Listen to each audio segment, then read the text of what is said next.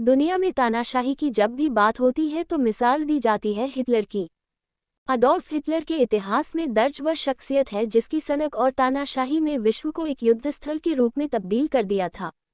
द्वितीय विश्व युद्ध में जो भयानक नरसंहार और विनाश हुआ था उसकी शुरुआत जर्मनी के तानाशाह अडोल्फ हिटलर ने इस साल 1938 में ऑस्ट्रिया पर हमले के साथ कर दी थी। दरअसल हिटलर के ऑस्ट्रिया समेत अन्य यूरोपीय देशों पर आक्रमण करने के पीछे कई वजहें थीं, लेकिन उसमें दो प्रमुख थी। एक वजह तो थी कि हिटलर सहित कई जर्मन लोगों का मानना था कि प्रथम विश्व युद्ध की समाप्ति पर कोई वर्साई की संधि में जर्मनी के साथ अन्याय किया गया है, और दूसरा बड़ा कारण ये था कि हिटलर यहूदी और स्लाव जैसे धर्म व समुदाय के लोगों से नफरत करता था। वह जर्मनी को शुद्ध रक्त वाले जर्मन होकर देश बनाना चाहता था। उसका मानना था कि प्रथम विश्व युद्ध में जर्मनी के साथ हुए अन्याय वही जर्मनी में रह रहे यहूदियों की ही मुख्य भूमिका थी। इसे हिटलर की एक समय ही कहा जा सकता है। हिटलर के शासनकाल में यहूदियों पर क्रूर अत्याचार किया गया। यहूदियों और अन्य समुदायों द्वारा लिखे कई दस्तावेजों, पुस्तकों और रेडियो रिकॉर्ड को नष्ट कर दिया गया था। हिटलर के इस अत्याचार के पीड़ितों में महान वैज्ञानिक एल्बर्ट आइंस्टाइन भी शामिल थे। हिटलर के अत्याचार से बचने के लिए उन्होंने जर्मनी छोड़ दिया और इंग्लैंड में जाकर शरण। खैर, हिटलर ने अपने यूरोप पीजीआई के लक्ष्य को पूरा करने की शुरुआत ऑस्ट्रेलिया से की, लेकिन तब तक विश्व युद्ध जैसी स्थिति नहीं बनी थी। 1939 में जर्मनी ने या यूं कहे कि ताना शाह हिटलर ने जब पोलैंड पर आक्रमण किया, उसी के साथ द्वितीय विश्व युद्ध का आगाज हुआ था। हालांकि युद्ध के शुरुआती चरण में हिटलर मजबूत स्थिति में था। वर्ष 1940 तक जर्मनी का ऑस्ट्रिया, इटली, नॉर्वे समेत पश्चिमी यूरोपीय देशों पर अधिकार हो चुका था।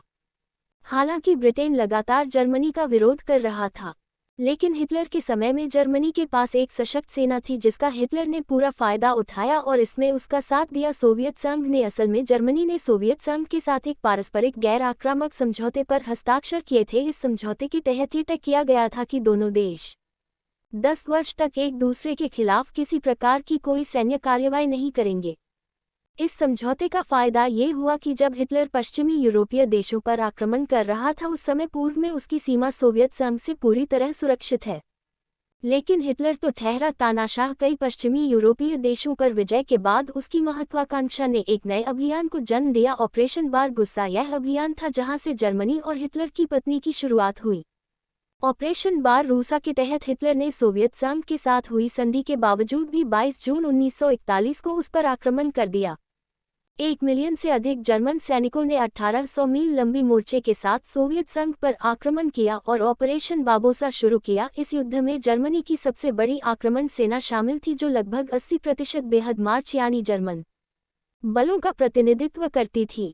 जर्मनी ने सोवियत संघ पर 3 तरफ से हमला किया। उत्तर में लेनिनग्राद, केंद्र में मॉस्को और दक्षिण में यूक्रेन की हो चुकी सोवियत संघ की सेना इसके लिए तैयार नहीं थी, जिसका फायदा हिटलर को मिला तो, लेकिन उतना नहीं जितना हिटलर ने सोच रखा था। दरअसल हिटलर ने सोवियत की ताकत समझने में गलती कर दी थी, क्योंकि सोवियत संघ का क्षेत्रफल बहुत अधिक था। इतने बड़े क्षेत्रफल पर कब्जा करना आसान नहीं था। इसके अलावा सोवियत संघ की सर्दी ने जर्मन सैनिकों के लिए एक अलग ही चुनौती पेश की। सोवियत संघ की कठोर शरद ऋतु में जर्मन सैनिकों के ये युद्ध करना बहुत मुश्किल हो रहा था। वहीं सोवियत संघ के सैनिकों को इस कठोर मौसम में रहने की आदत थी, इसलिए भी इस युद्ध में आसानी से आगे बढ़ पा रहे थे। स्टालिनग्राड में तो जर्मनी को युद्ध में कड़े मुकाबले का सामना करना पड़ा। द्वितीय विश्व युद्ध के दौरान सबसे लंबे समय तक चलने वाला युद्ध स्टालिनग्राड का ही युद्ध था, लेकिन कोई तो वजह जरूर ही रही होगी जो हिटलर ने समझौते के बावजूद सोवियत संघ पर आक्रमण कर दिया।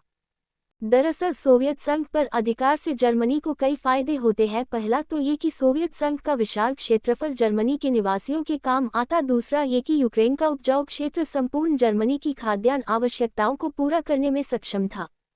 इसके अलावा सोवियत संघ स्लाव जनजाति का प्रमुख निवास क्षेत्र था, जिससे हिटलर को नफरत थी। सोवियत संघ के इस युद्ध में जर्मनी के सभी सैन्य संसाधन खर्च होते जा रहे थे, जिसकी वजह से आर्थिक बोझ बढ़ता जा रहा था।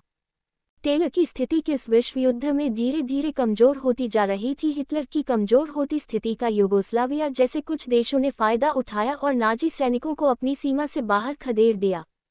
इसी बीच जापान में पर्ल हार्बर पर हमला कर दिया, जिसका परिणाम ये हुआ कि संयुक्त राज्य अमेरिका, जो कि अभी तक इस विश्व युद्ध से बाहर था, वो भी इसमें शामिल हो गया। अमेरिका के नेतृत्व में मित्र देशों ने जर्मनी, जापान जैसे धुरी राष्ट्र पर आक्रमण करना शुरू कर दिया। युद्ध में जर्मनी की स्थिति कमजोर होने के बाद से ही हिटलर एक भूमिगत बंकर में निवास कर रहा था। अलामीन और स्टालिनग्राद में हार के साथ साथ 1942 के अंत तक युद्ध का रुख जर्मनी के खिलाफ हो गया था।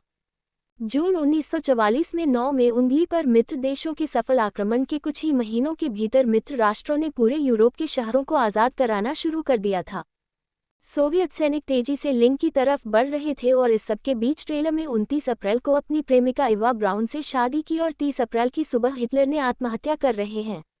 इस तरह से इतिहास के सबसे बड़े तानाशाह का अंत हो गया। तो दोस्तों, आज के इस एपिसोड में इस कहानी को यही विराम देते हैं और फिर मिलते हैं किसी नए एपिसोड में नई कहानी के संग। तब तक के लिए जय हिंद।